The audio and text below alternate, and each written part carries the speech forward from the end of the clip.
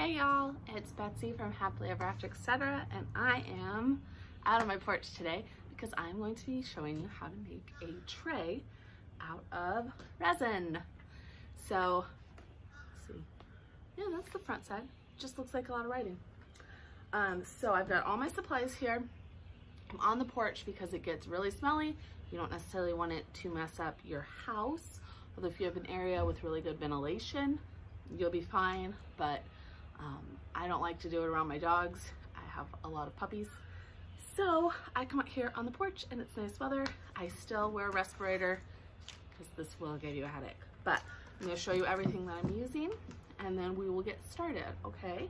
So you can either buy a mold or you can make a mold.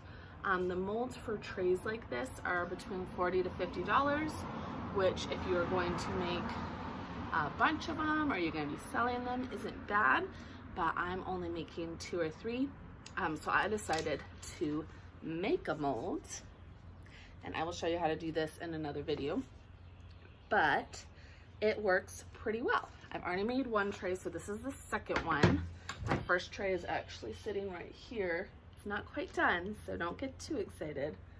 It has the tape still on the bottom because I have to paint the sides, but you can see how it turned out as far as the resin goes, and I love it. I'm going to try for the second tray to make the marble part down here a little more defined. I want more defined colors between the layers, so that's what we're going for today. And hopefully, now that I know how much resin to pour for each layer, it will go better. So without further ado, I'm going to show you everything you need to pour a resin tray, and then we will get started. So you're going to start with your mold.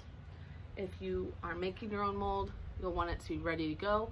I've had mine obviously dry for a while now because I've already used it, but if you've just made it, you want to give it at least 24 hours to fully dry, even though silicone dries pretty quick, 30 minutes to a couple hours. You want it to be absolutely dry. I had 1 or 2 pieces on mine on the inside that weren't 100% dry the first time, and it made a big mess when I went to take it out of the mold. So give it a full 24 hours to cure. Okay, then you need resin. I use Amazing Clear Cast resin. There's plenty of other types, but you definitely want resin in a part A and a part B. I got these at Hobby Lobby. You can get them on Amazon. I'll put a link below. But part A and part B, this is the big kit. I've used the smaller kits. I've got one around here somewhere. I still have left it inside. I don't know. But it comes in 8 ounces, 32, or the big gallon kit. And for this project, we'll use about 1,000 milliliters of resin, which is about 1/4 of a gallon kit. So that'll tell you how many things you can get. So then you need mixing cups. I have a big one that I'm going to use to mix quite a bit of resin, and then I'll pour it into my smaller cups, ta-da, to mix my color in. I'm using 5 colors for this tray. So these are just little plastic cups. You can see they say Royal Canine on them because they are technically for dog food. Like I said, we have a lot of puppies, so we get these little kits and they come with these. Sorry, my eye is itchy. Got some glitter in it. And they are perfect for resin, but you can just use disposable cups. You can use silicone cups like this that are smaller to pour into, whatever works for you. If you are using disposable cups and you just want to throw them away, that's easier, but you can also clean your resin out of them and use them over and over. I clean my resin out of these. Just make sure that if you're using something like this, that you're going to be using over and over and you use for other things. I have resin written on mine, so I don't want to accidentally use them again for dog things.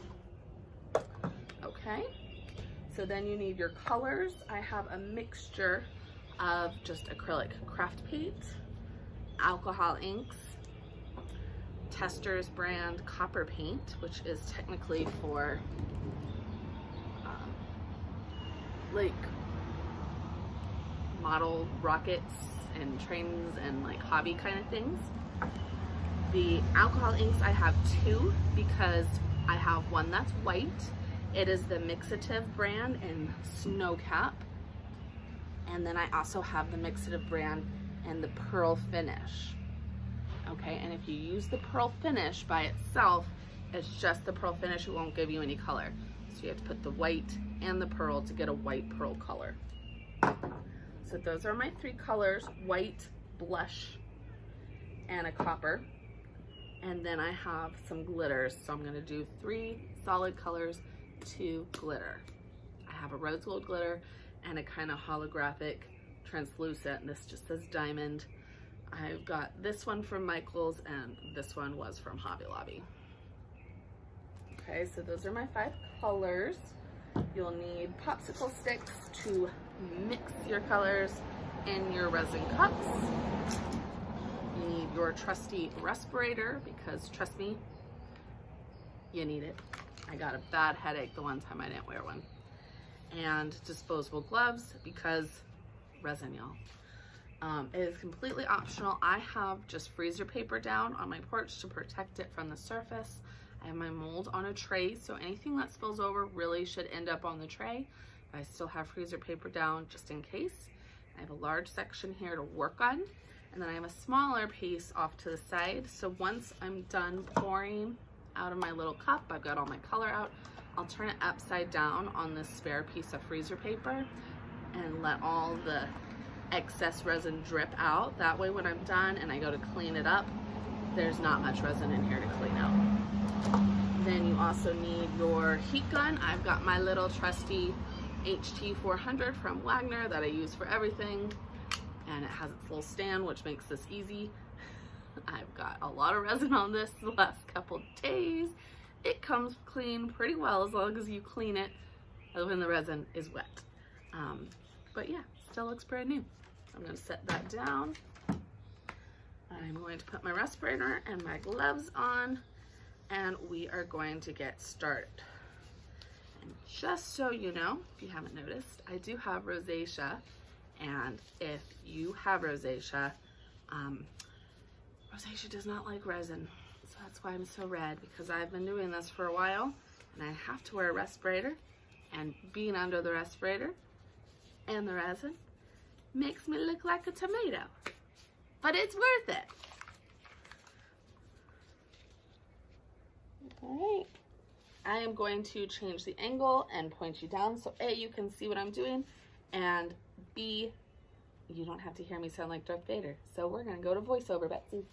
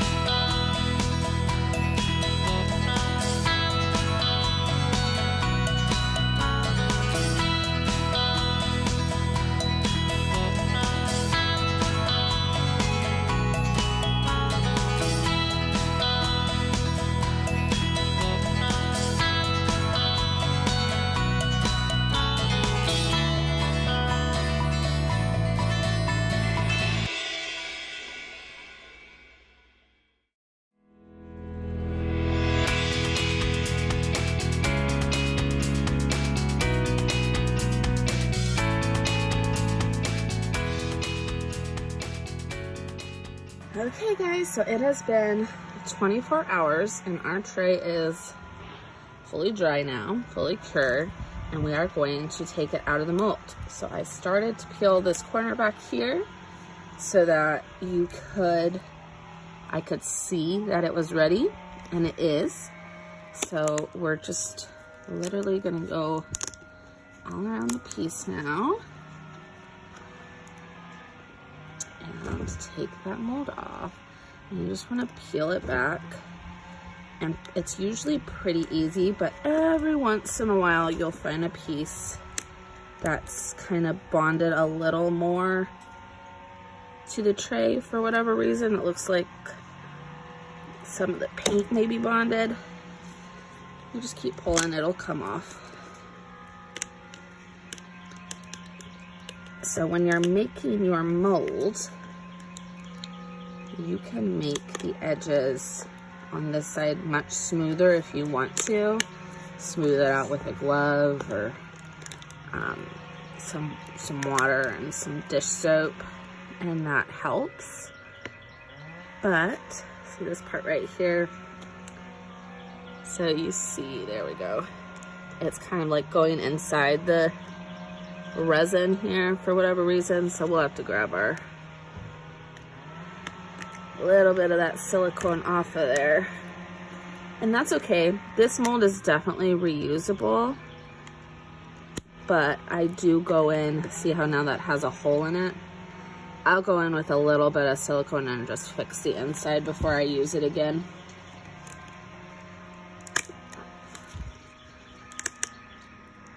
But what I was saying was, you can definitely go in with a little bit of silicone, smooth out all these edges if you want a perfectly smooth edge to your mold, more professional looking.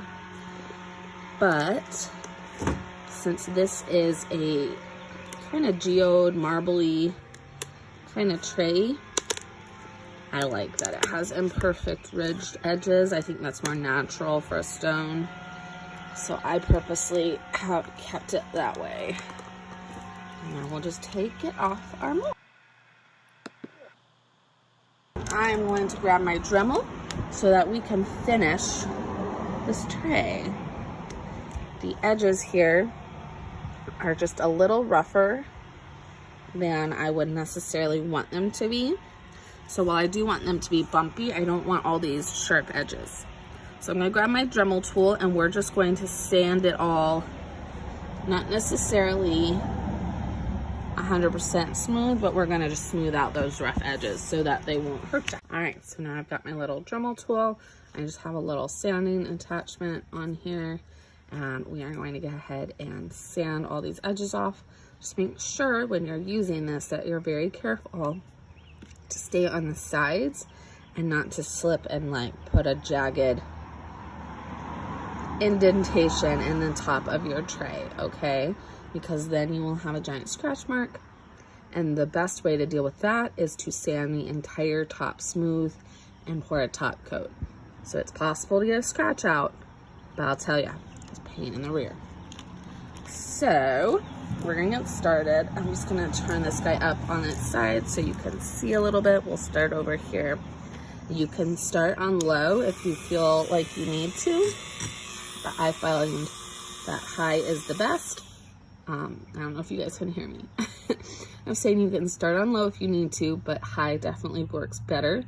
Just be careful. So if you're not completely confident, stay on low until you are confident, okay? Low, high. So I'm gonna put it on high. I'm gonna show you guys a little bit, and then we'll time lapse me working on the rest.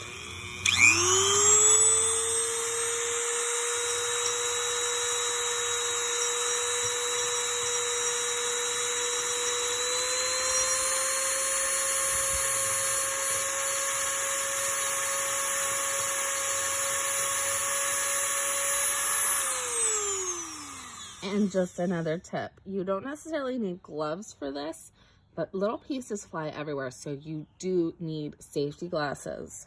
You don't want plastic in your eye, okay? It also doesn't make horrible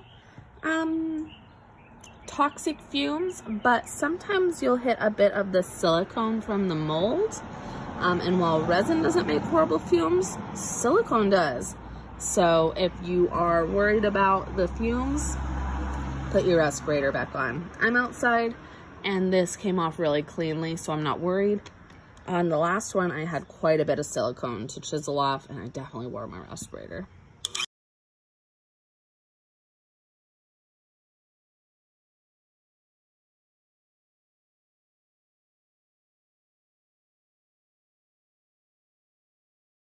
Okay, so this right here is silicone that was trapped in the mold. And this is what you don't want to Dremel, because it will turn black, it turns nasty, and it smells horrible. But that's why this was so thick.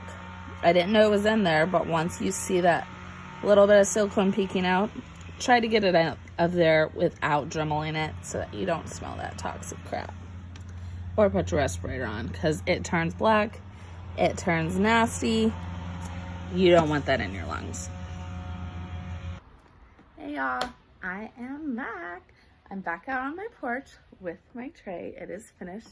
I have both the original that I made and the new one. One has painted edges, one does not, so that you can see both finishes. So now that the top coat is cured, here it is. What do you think? Do you love it? I love it. I hope you can really see that that clear is clear. Like, you can see through it, you guys. So this one has the clear edges like I was showing you back in the craft room. I do like them. I just don't know if I like them as much as the gold, rose gold on the sides. But I don't know if I like the rose gold on the sides better. I like both. I like both. Here is the original. I set it down for 2 seconds. Hair gets on the top. I know it's cured and it's fine, but still. Here's the original with the rose gold edges. You guys can see how pretty that is. So they are very similar, very different. So you can see how you can use the same mold over and over to make different trays. Similar but different. So the main differences between the trays is that I did pour the second one a little thinner, which you can see.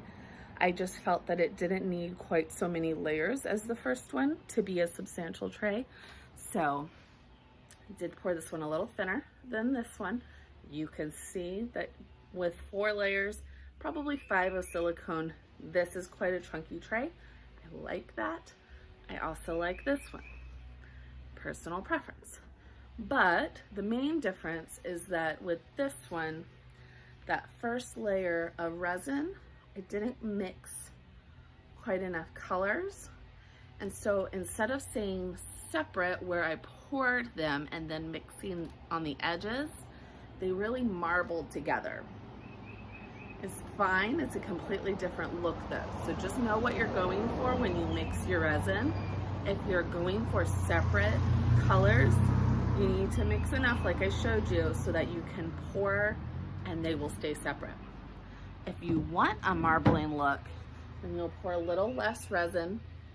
For this one, I did about 30 milliliters of the pink blush colored acrylic paint, 30 milliliters of the white, about 10 milliliters of the copper, 10 milliliters of the clear, and about probably 20 milliliters of the rose gold glittery paint. I used just glitter in the second one. I used the glitter paint in this one.